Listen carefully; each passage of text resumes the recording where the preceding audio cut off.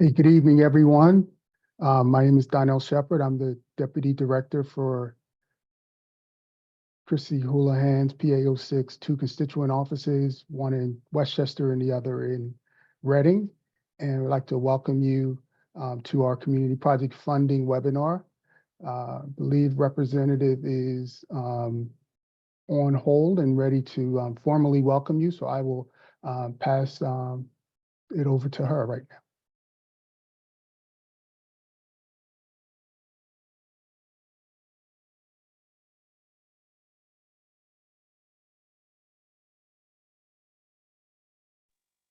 Can everybody hear me okay? Yes, we can.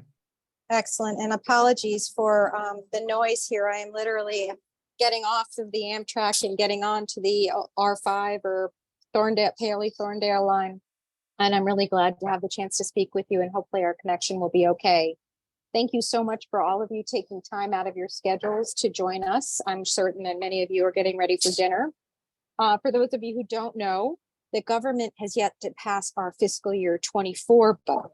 So what I'm saying is that's right, fiscal year 24 has not yet been passed, but of course we are currently in fiscal year 24 and operating off of the fiscal year 23 budget, and have been doing so since the September timeframe. So as you can probably tell at this, turning our attention to fiscal year 25 priorities, and we are genuinely truly behind. So for anybody who's on this call who has ever run a household or a business budget, you know it's really difficult when you can't adjust your expenditures from year to year. And that's the position that we're in right now. I personally have been the chief operating officer of an international apparel and footwear company, so I kind of know personally how important this process is. We returned to DC this week, hopeful that we would be able to pass at least partially our budget as planned, but instead we passed another what's called continuing resolution. You may not realize it, but every single time we pass a continuing resolution, it actually impacts the thing that we're here to talk about today, which is community project funding grants. So right now there are about a dozen of our offices community project funding grants that are in the pipeline that are being held up right now. And until we are able to pass that new budget, we will not be able to put all of those forward, and they will remain in limbo, unfortunately. But our team is working really hard to make sure that those things make it through the pipeline. And those things include examples such as helping a Phoenixville nonprofit purchase space to continue their services, or funding for a local fire department, or the expansion of a university in our community's local science department. And these are just a few of the examples of our most recent community funding project rounds. So that's the bad news. And the good news is that there is momentum being built in Congress that we might be able, in fact, to pass a budget as soon as next week, or at least a partial budget. And that's why our office has been planning this webinar. So hopefully we can kind of get ahead of things for the fiscal year 25 process. So I know that I have a ton of my very capable and wonderful staff members on the line with us today. Donnell, who's already introduced himself, Emma and Jack, and they will be talking with you all about the details of this process over the course of this evening, and this will be available by recording as well. From my remarks just now, I hope, first of all, that you've been able to hear them in all this chaos, but second of all, that you take away this. The community project funding grants make a huge difference. And this is one of the very best ways that we can work as a community to directly impact our home districts. And no one knows better than our home districts and our home communities what we need. And so this is a really important process. We also want to make sure you guys know that we have a nonpartisan board of community leaders who take all of the proposals that you all will submit, and they rack and stack them, and they make recommendations to us, our office, what of those proposals would be the most salient and the most relevant for our community. With that, I'm really excited to again thank you all for taking the time to join us, and I will pass it back over to my team, hopefully.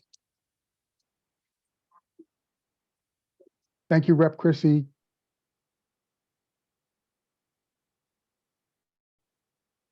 In front of you is our agenda. And as Rep. Chrissy mentioned, I am going to be joined by two of my DC colleagues, Emma. She will give the overview of the community project funding legislation. We'll then pass it over to Jack, who will give you an overview of the Appropriations Committee's guidelines, setting your organization application up for success. I'll take the next two bullets, overview of the CPF application process and overview of awardees and Rep. Christie's involvement. And then we're going to have time left for Q&A. We'll ask that you put your questions in the chat. And next slide. And I'll talk a little more about that in our housekeeping slide. So on our housekeeping slide, I'm sure you figured it out by now that we have no video at this time for the attendees. And I'm sure you've also figured out that due to the high number of RSVPs, we're going to have the attendees remain muted. We're expecting over 300 attendees, so we thought this was the best way to handle it. If you have technical questions, please use the chat function and select host and panelists. A member of the team will be available to help you out there. Ask that you hold the questions until the Q&A portion. And if, again, submit them through the chat function. Make sure you select ask, host, and panelists. As mentioned in the chat already, we will be recording this and uploading it on our website. And then finally, just want to thank you again for taking time out of your busy schedule to be a part of this. And at this time, I will pass the presentation over to my colleague, Emma.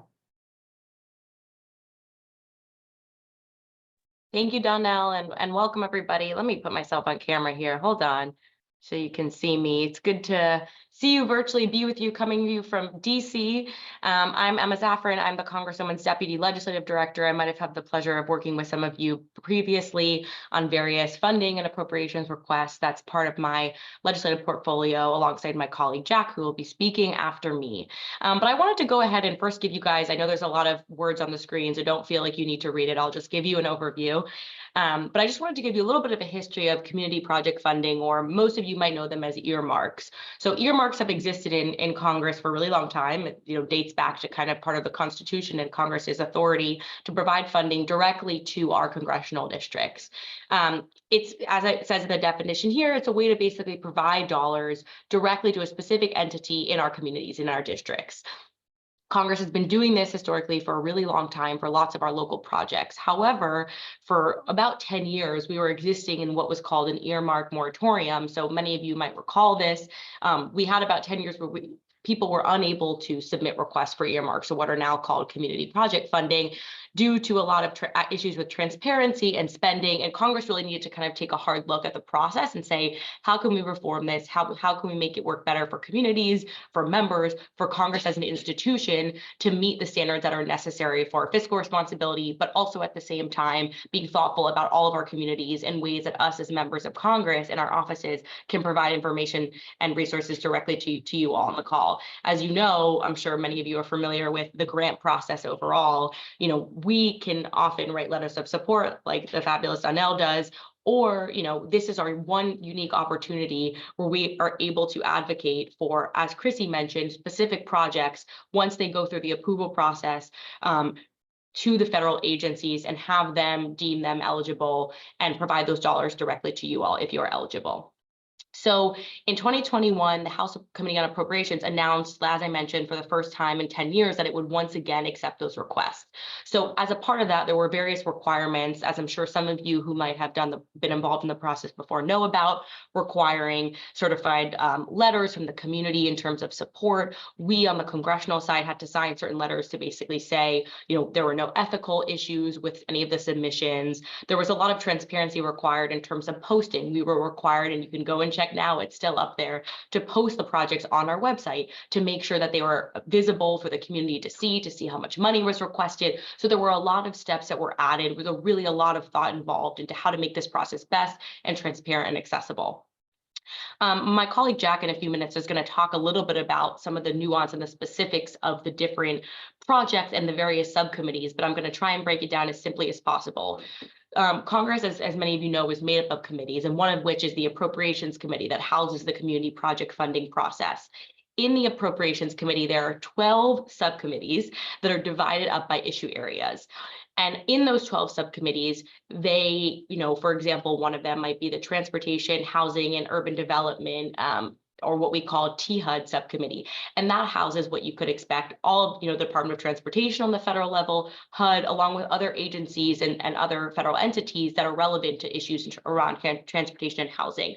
So sometimes your request will fall, squarely if you have a transportation or HUD related request directly into that subcommittee, but sometimes not. Sometimes the guidance will be a little bit, you might think it falls into one subcommittee, but it might actually really fall in another. So I say all that because I know we're going to repeat it throughout the evening, but really, really taking some time to understand the guidance that we provide. And as a result of the committee's guidance, right, that we're not doing this. This is the Appropriations Committee saying, hey, Chrissy Houlahan, it's up to you to tell your constituents and your community about the requirements that Congress has decided are acceptable so that we can all be fair and transparent.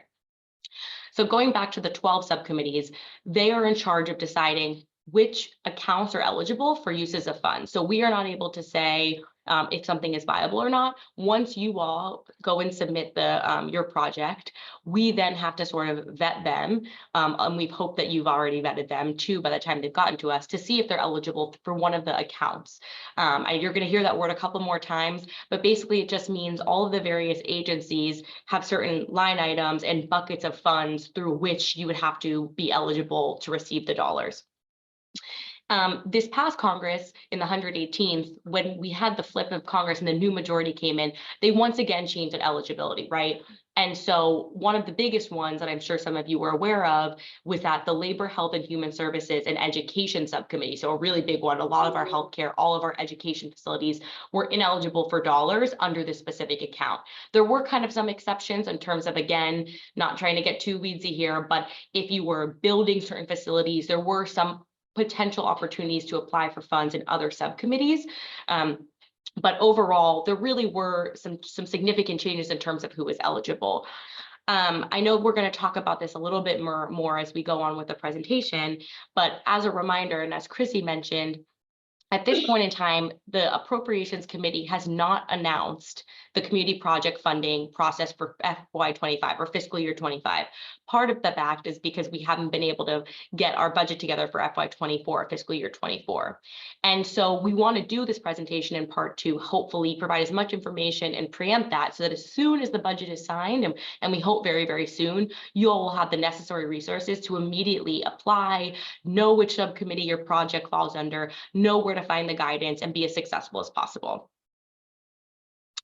So just a little bit more on the subcommittee guidance. As I mentioned, Jack is going to get into this a little bit further, but one of the things that you'll see is that we have our own guidance document that we will be updating once the FY25 community project funding is announced. Some of you might have seen our guidance document for last fiscal year. And that document is really key because what we do is we sort of link to all the various guidance documents within it. So you don't have to pull up a million tabs because all of these 12 subcommittees have various types of guidance about what is needed in your application, what is needed for once it reaches the agency side, what we need in order to process and submit your request. So there's a lot of steps involved, but once we put out that guidance document that summarizes all of that, please do read it through, read it thoroughly, click on the links, try and understand where your project will fall. And we do link to the actual Appropriation Committee website's guidance documents, the original documents themselves. So you can even read, this is coming from the Appropriations Committee, and we are just transmitting the information to hopefully make you as successful as possible. As I mentioned, sometimes there are changes, right? So even though we're still operating in the 118th Congress, when and hopefully if we open up the opportunity for community project fundings for FY25, there's a chance that the Appropriations Committee decided to change that guidance again. We don't know for certain, but again, we will get that information to you as soon as we have it. I think with that, I know I've already talked about some of this. I'm going to turn it over to Jack to get into a little bit more of the weeds on the subcommittee.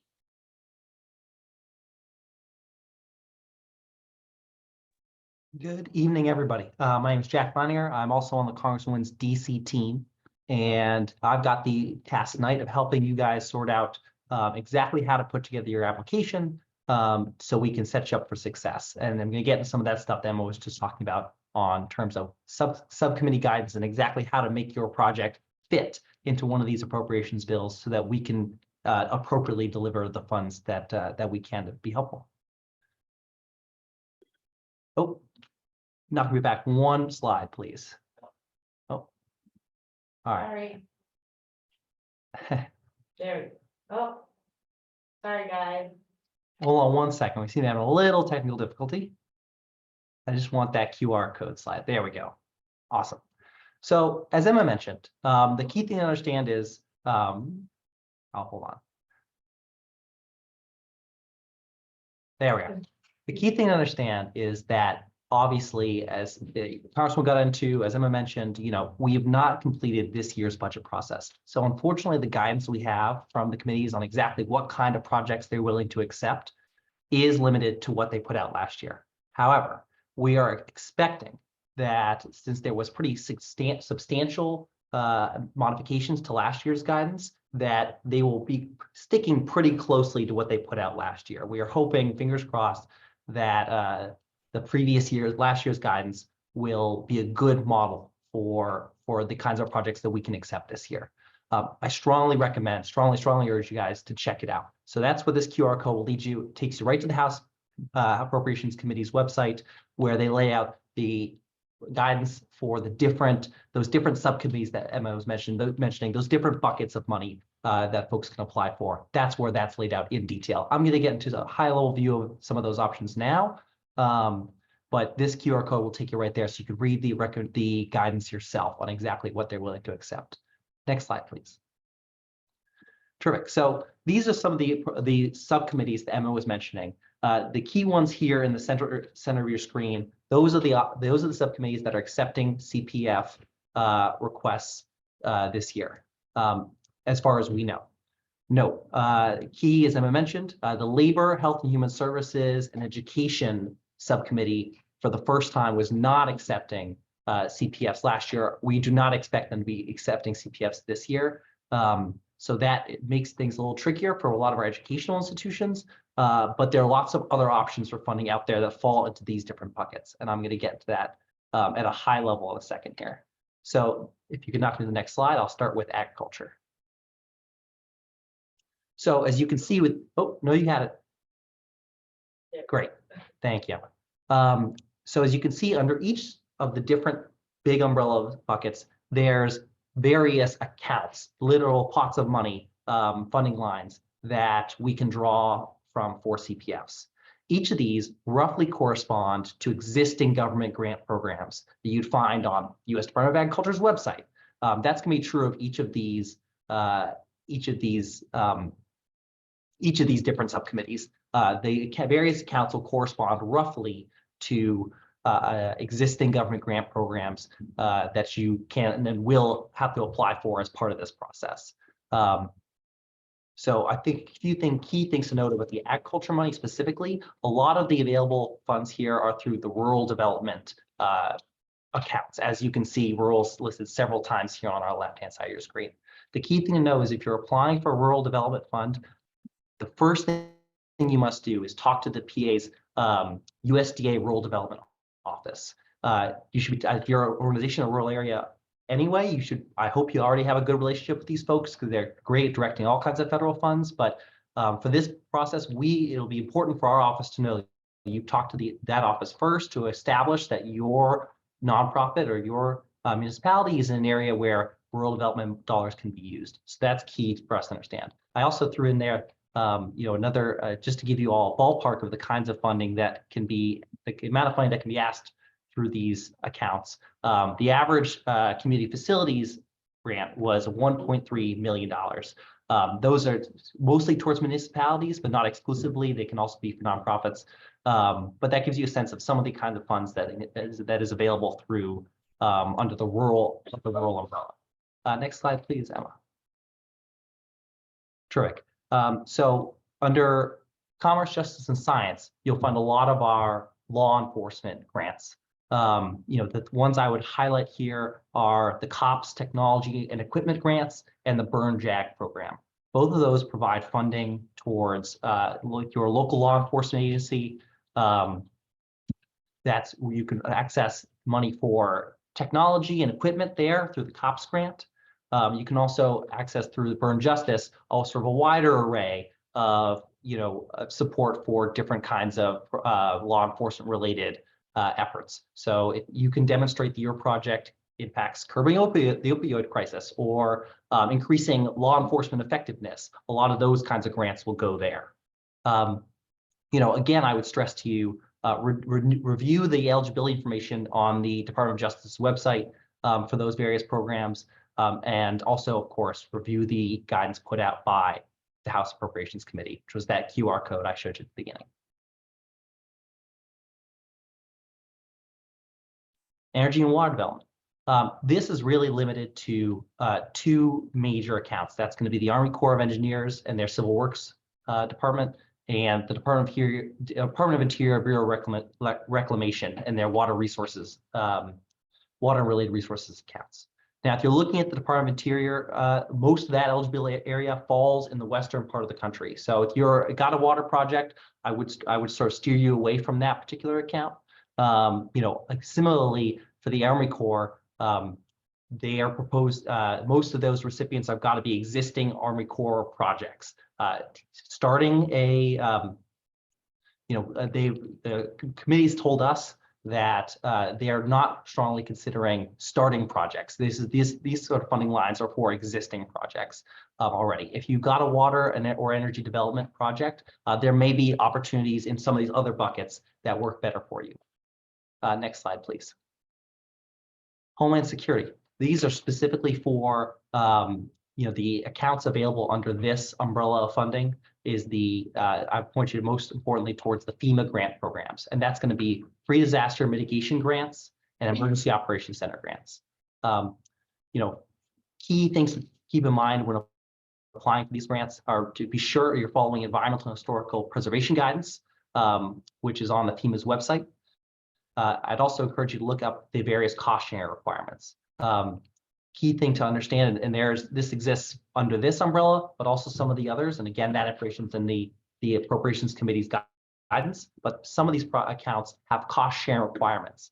So for these particular ones, they're expecting the federal funds only to be available for 75% of the project's cost. And they're looking for applicants to demonstrate that they've got the remaining 25% covered through private sources.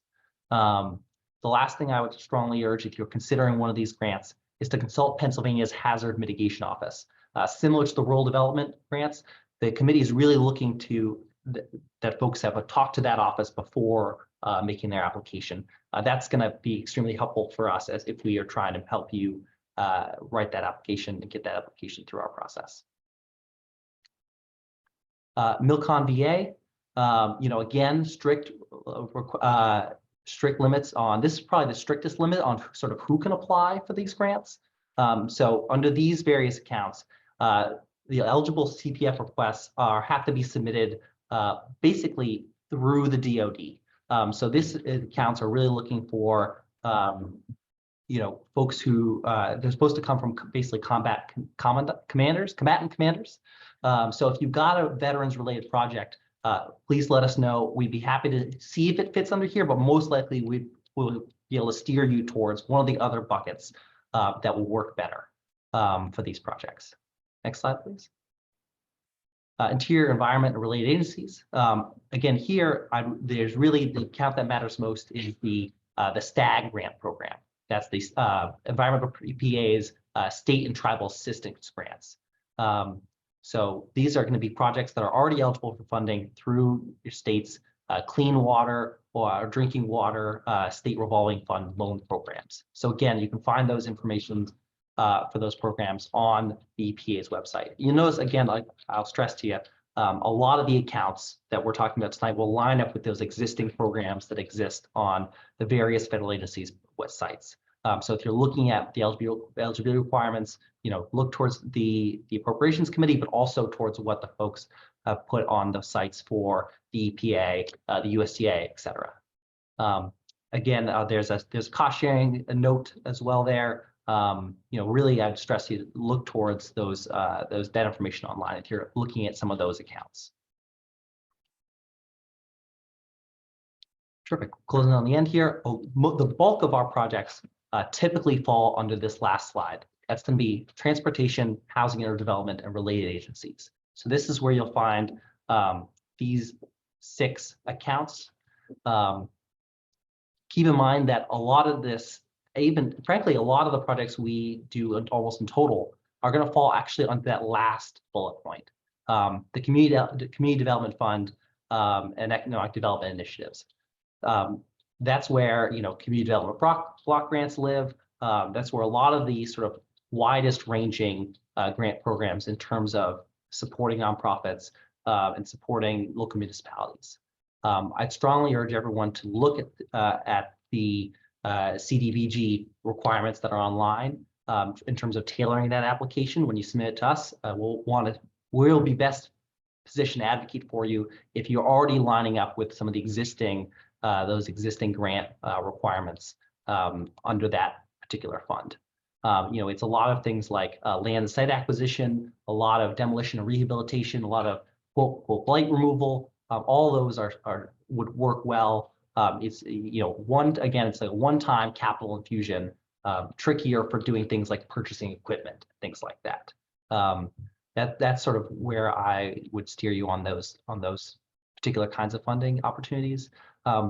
If you roll into the next slide, it'll return us to our House Appropriations Committee guidance. So again, I'd really stress everyone who's trying to identify where they fall, where their grant might work, look to this guidance. And also, please, I'll stress, call us. We are happy to work with organizations. We'd much rather do it, and local municipalities, we'd much rather do it at the front end of this process than the back end. We did this last process last year. We were working with folks tailoring their application to admissible funds basically up until the deadline, and we're happy to do that. We want to make sure that we are putting our goal is to deliver the most amount of money to our community as possible. So we are invested in having everyone put forth really great applications that fit neatly into these grant programs that are easy for us to submit and advocate for and fight for.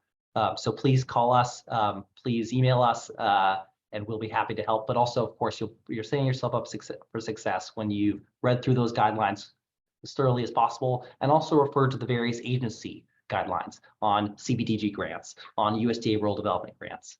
I point you in both those directions. If you can use that will set you up for success as best as possible. And that's it for me.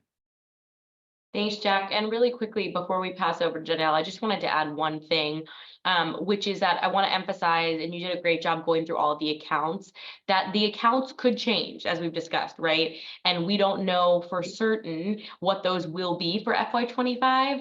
We hope that they will be similar. There's a good chance they are, but I just want to emphasize that some of those specifics Jack walked us through, it's something that, again, everybody's just going to have to stay in communication with our office, to Jack's point, so we can help you figure that out, because there are a lot of changes. This past year, for example, in addition to the prohibition on funds for a lot of our universities, there was also a prohibition on a lot of funds that weren't a one-time infusion. So, for example, anything that involved salaries or rent for any projects, for example, were not allowed. So that had slightly changed from the previous fiscal year. So just keeping in mind, because one of the things that will be required in the application, which I know Donnell's about to go into, is your budget. So with that, I will turn it over to Donnell to keep us going.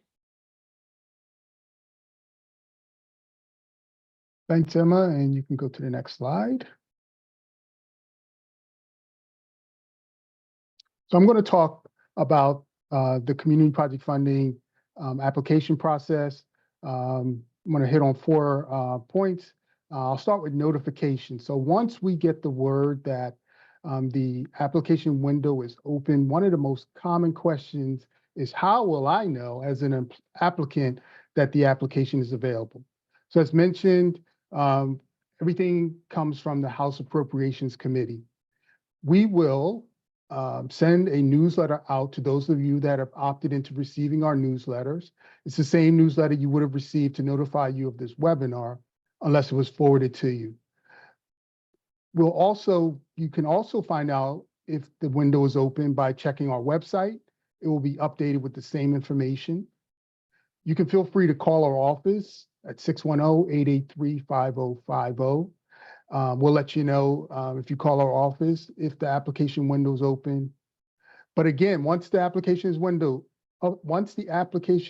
is open, it will be available on our website, and that's houlahan.house.gov. Application package. For those of you who have not completed our community project funding application before, let me assure you that it's one of the simplest federal grant applications you'll complete. But I do want to emphasize, though, that all applicants must follow every requirement set by the House Appropriations Subcommittee, and that will be included in the application. All the projects must meet high ethical standards and stewardship requirements. It also includes proving that you are a nonprofit if you are applying as a nonprofit, which is defined by the Internal Revenue Service. Have strong community support. Your project has to have a federal nexus, which means it has to fit into one of those buckets that Jack talked about. The projects must be for the year that the community project funding is awarded. And that will be defined, of course, by the House Appropriations Committee, since we're in the middle of the fiscal year now. For-profit recipients and privately owned projects are not eligible for community project funding.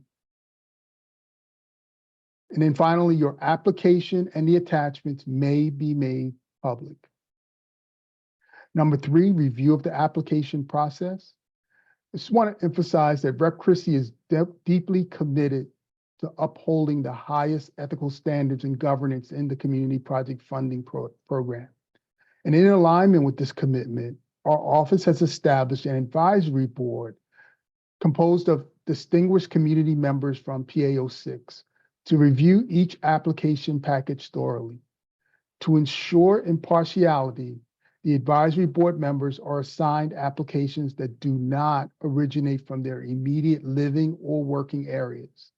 Our office has meticulously developed a scoring rubric for the advisory board to use in evaluating each application consistently. Following the House Appropriation Committee's guidelines on the number of applications we can submit, all applications are then ranked accordingly. One of the final steps in our process is Rep. Christie certifying that neither she nor her immediate family has a financial interest in the requested project. The committee will not consider a requested project without this certification. Rep. Christie then reviews the applications that's been reviewed by that advisory committee. And as she's done in the last 3 years, she will call each awardee to congratulate them. Then number 4, so once our process is complete, we upload the selected application package to the House Appropriation Portal that Jack talked about. There's another application with similar questions and more detailed questions in some portals that the Appropriation Committee will have you complete. There it is reviewed, and if approved, it's sent to the House of Representatives for their vote. And the same thing happens on the Senate side. And once the two bodies agree, it is sent to the president for his signature. During the House appropriation review process, all congressional members are required to post community project funding requests and associated certifications of no financial interest on their house.gov website, no more than 15 days after the upload to the portal. Next slide, please. I'd be remiss if I didn't highlight just some of our awardees. All of our awardees are detailed they're detailed on our community project funding drop down on the house.gov website, houlahan.house.gov. But today I just want to highlight 3 projects as a small sampling of awardees. So last year, as Rep. Christie mentioned in her opening, Ann's Heart, the nonprofit hub in Phoenixville, they requested $2 million. And the purpose was for the acquisition of the campus that they currently lease. The project will ensure the location continues to be a hub for support services, such as housing case management, an emergency shelter, and a commercial kitchen for food preparation and distribution. In FY '23, the city of Coatesville received a CPF grant of $1 million for Ash Park Master Plan implementation. This funding served as a Kickstarter for phase 1 of a 5-year renovation, preservation, and construction improvement project. The new features will help shape programming, events, and other outreach efforts to bring thousands of people to the park. And then in FY '22, and that's the picture that you see accompanying this slide, it was a CPF award to Albright College of $1,450,000 to support their Science Research Institute initiative to connect Albright students with children of Reading and the surrounding areas who can be exposed to STEAM learning, and that's science, technology, engineering, arts, and math, so that they might fulfill these highly desired jobs of the future. I just want to end with this, with Rep. Christie's involvement. Rep. Christie plays an instrumental role in the community project funding process, actively engaging with the overseeing of the program to ensure it aligns with the needs and the priorities of PA06. Her involvement goes beyond mere oversight. She personally reviews the advisory board's recommendations with the team and makes informed decisions to champion projects that promise significant impact on the community's well-being and economic development. Parenthetically, I will tell you that during the 3 years of the community project funding program, she has not changed any selections made by the advisory board. She demonstrates her deep commitment by making it a point to visit all of the CPF projects, engaging firsthand with project teams and community members to understand their progress, challenges, and tangible benefits that these projects bring to the area, ensuring that the community's voice is heard and acted upon at the federal level. So again, I want to thank you for being a part of this webinar. The balance of time left, we want to try to answer the questions that are in the chat. Those that we cannot answer or don't get to during the Zoom call, we will answer by email, as we have your email address when you register. So I'm also going to be navigating the questions answers, so give me a chance to scroll up to make sure I get to the first question or comment. I think the first question was, will there be a recording? And we said, yes, there will be. It will be posted on our website. And I do believe also we're going to send out the recording to everybody that has RSVP.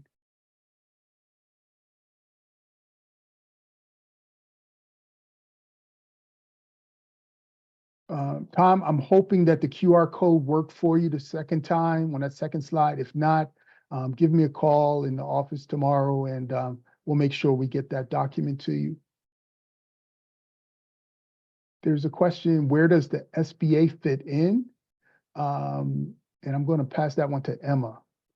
Yeah, thank you for the question. I know a few of you asked that. So as I mentioned at the beginning of the call, there are actually 12 subcommittees that fall under the Appropriations Committee, but some of them are not viable for community project funding requests. And one of them is the subcommittee that houses SBA, which is the Financial Services and Governance Committee, or the subcommittee, or the FSGG. They all have acronyms because they're really long. So unfortunately, they are not accepting community project funding requests at this time. And I don't believe that they did the previous fiscal year. But again, things can sometimes change. So once we have guidance, feel free to reach back out and we can confirm that for you for FY25. Emma, I'm going to also ask you to answer this one. There's a question, can private citizens, individuals or groups apply for a project grant on behalf of a municipality, or does the municipality have to apply for the grant itself? Yeah, that's a great question. The municipality has to apply itself. Obviously, an individual, when they go through and see, our kind of internal application, somebody's name who works for the municipality will have to fill it out and be a point of contact for us. But if you're a citizen, if you don't work for the municipality, you cannot apply on the municipality's behalf. That's a great question, though. Thank you. Jack, as you were going through the buckets, appropriation buckets, I believe there was mention of blight removal. Do you have any further explanation on what blight removal means? Yeah, so this law was written in the 90s, I believe, when there was a big focus on a blight clearance, which had to do with focus on blighted properties in terms of which were sort of abandoned properties was sort of the vision of it. But basically, it's about community development and revitalization.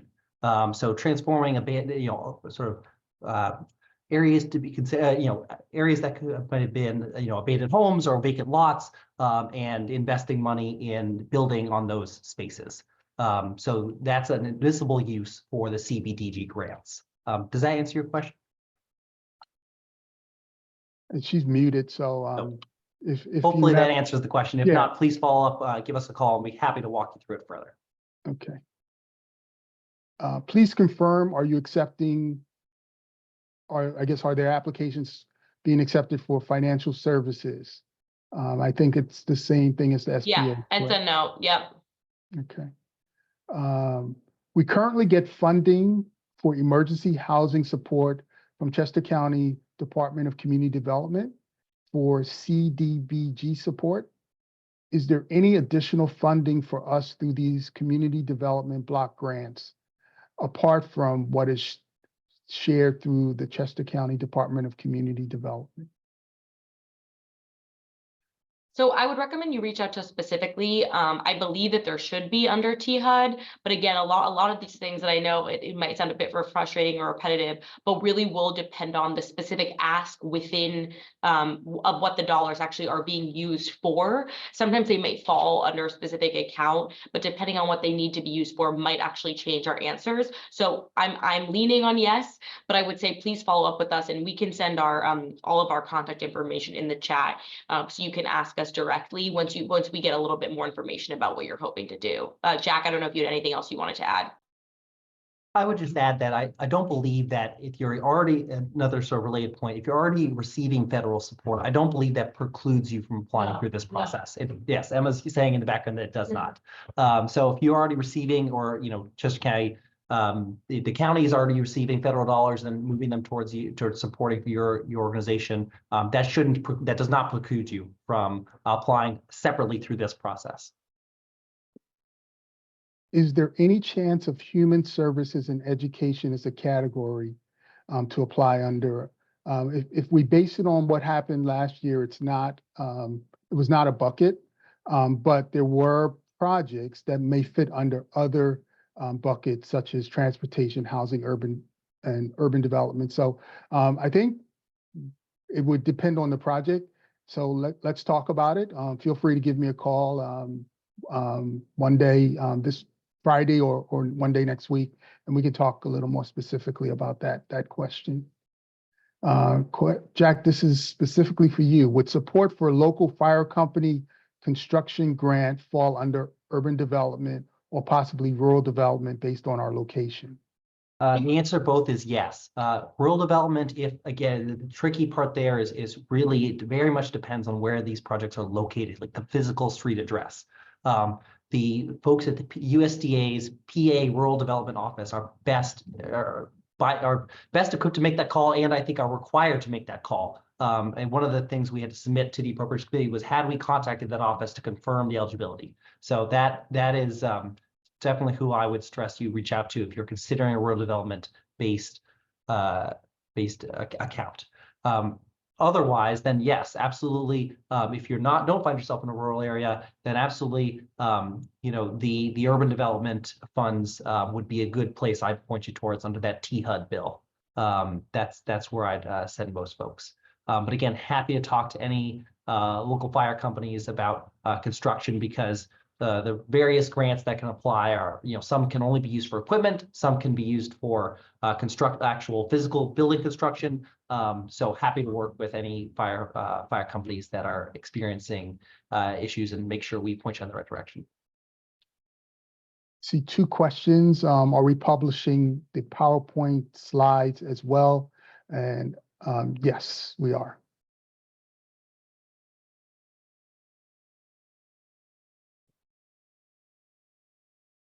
Did we mention when the application opens and the deadline date? Once we get um,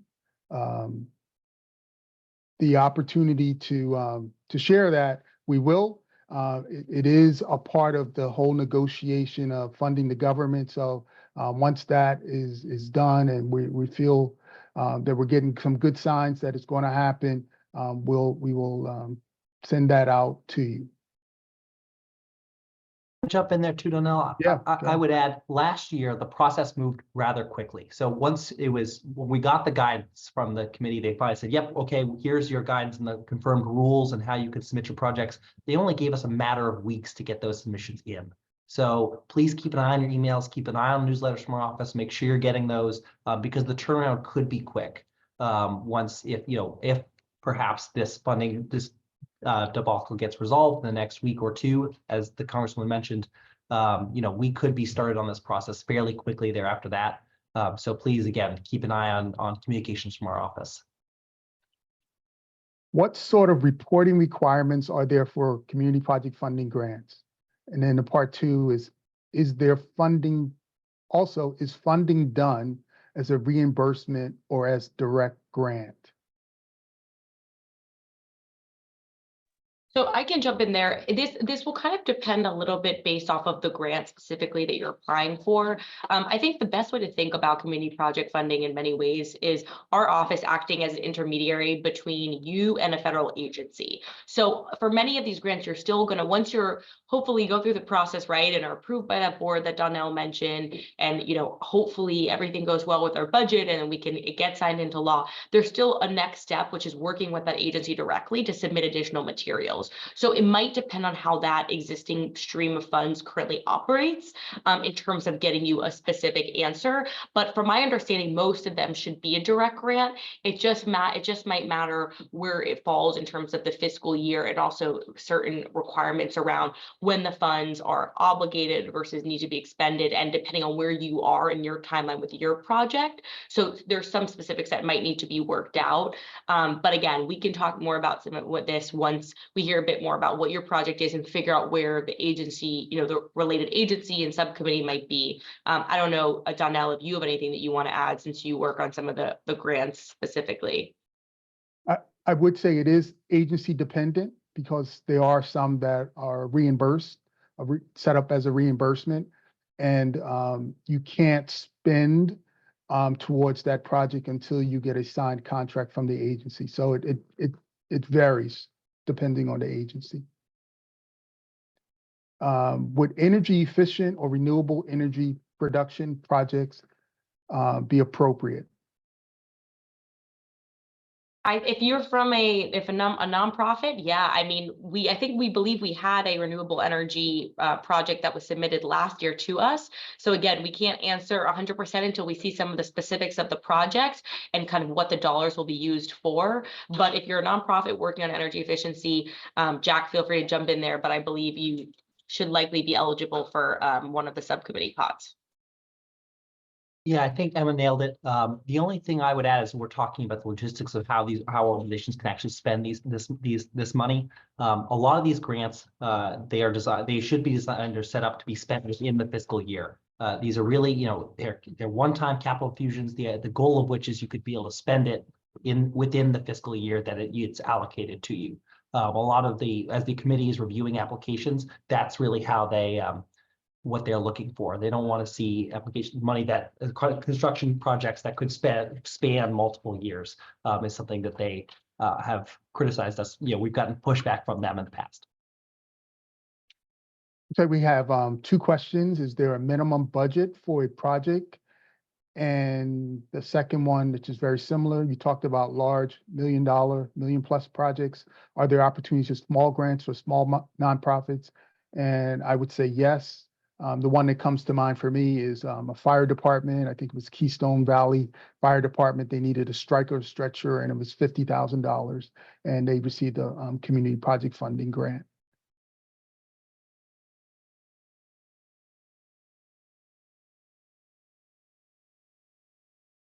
Would a nonprofit be able to apply for a grant to pay for an intern who would produce educational materials for a group? I don't believe so. Yeah, that would, I know that staffing and salaries were one that was often prohibited, but I think especially for an intern position. And just keeping in mind Jack's comment, I thought that was really accurate in terms of thinking about this as a one-time infusion or a project that you've been waiting to do around infrastructure, something to try and to get something off the ground is okay, but just keeping that in mind in terms of something that would need ongoing funding. And you kind of answered the next one. Will funding be available to fund rehab or rebuild of buildings, of shelters in Phoenixville? That is absolutely one of the key kinds of projects that they are typically looking for. Again, need to see the specifics. Again, one of the things that's in our application form is really having you budget really to the dollar amount what you're hoping your budget will be for. And that is a sticking point. I can tell you that I know we all had numerous conversations last year, literally looking to the dollar number of having to make changes on, $1,000, $2,000, because people had had added in money for rent for a facility or salaries, and that was admissible. So we just thinking ahead of what are these sorts of things that don't require temporary funding, but certainly building an infrastructure is one that is a really great project. I think the answer is no to this one. Would a pool that requires membership to enter qualify? But it is a nonprofit.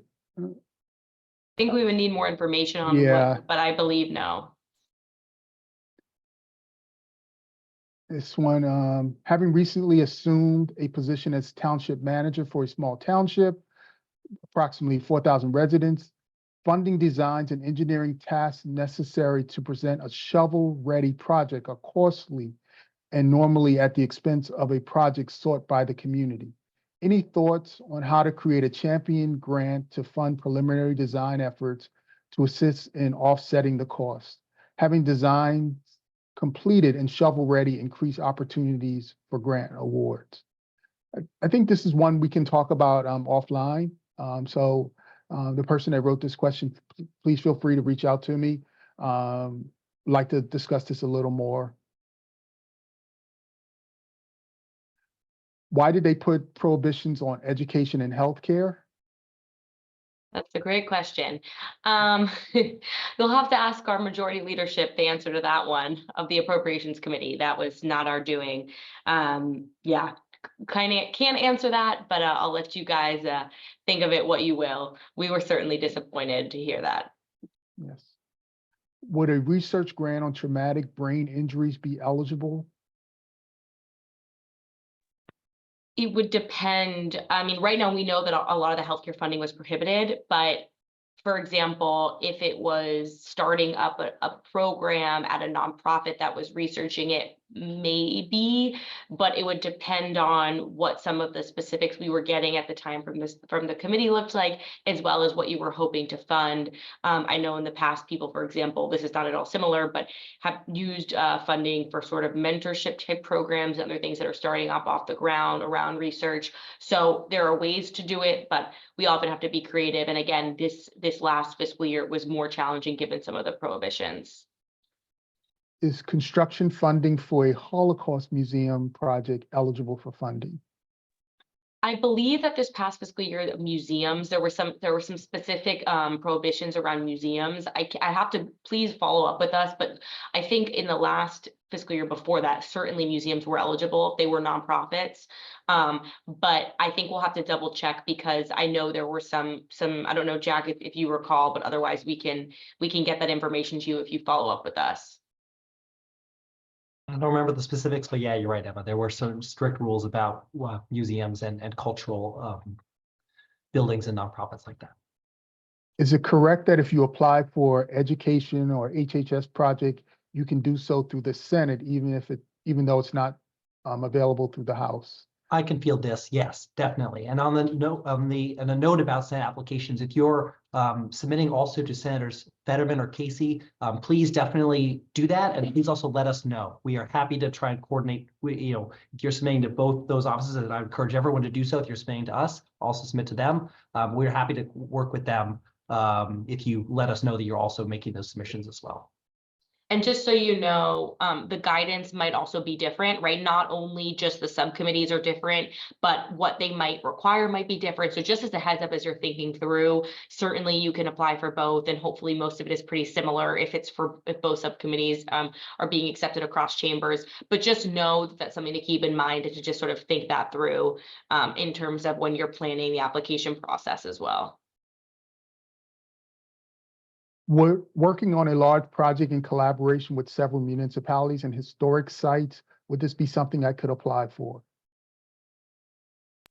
Yes, we've had projects submitted by coalitions like that in the past, but typically it does involve one one individual municipality sort of serving as the lead name that we could put forward to be associated with the project.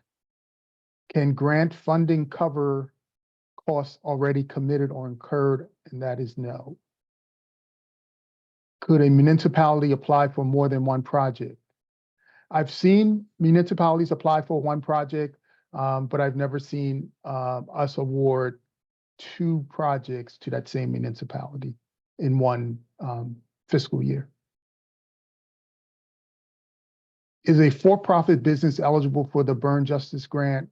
I think it's pretty clear that they're not accepting any for-profit applications. What is the average awarded grant amount and the average grant requested amount? I'd have to do the math, and I will when we send out the recording and the slides. I'll answer that question. I'll do the math. That's a good question. Would funding be available to rent a building and costs associated? Already covered that one. Yeah. The answer Okay. is no. Okay. Are there resources to help small nonprofits with grant writing? I think. Us, Yeah. please definitely reach out to our office. Our team, we're happy to workshop with folks. We're not professional grant writers, but obviously we work on these topics every day, and so happy to work with folks to be helpful and write their submissions. Being said, do just keep in mind we are limited in our capacity, and so we certainly want to be helpful. And to Donnell's point, this is absolutely a huge priority of Chrissy in our office. But all of us on this call, obviously we handle this, but we handle a lot of other things. So please just keep that in mind when you do reach out, that we want to be as helpful as possible. But we're juggling a lot of things. Yeah. 2 questions here that are very similar. Would funding be considered to purchase and retrofit a building for food cupboard? And then another nonprofit rent space, they're outgrowing it. Would it be eligible to get funding to get it off the ground?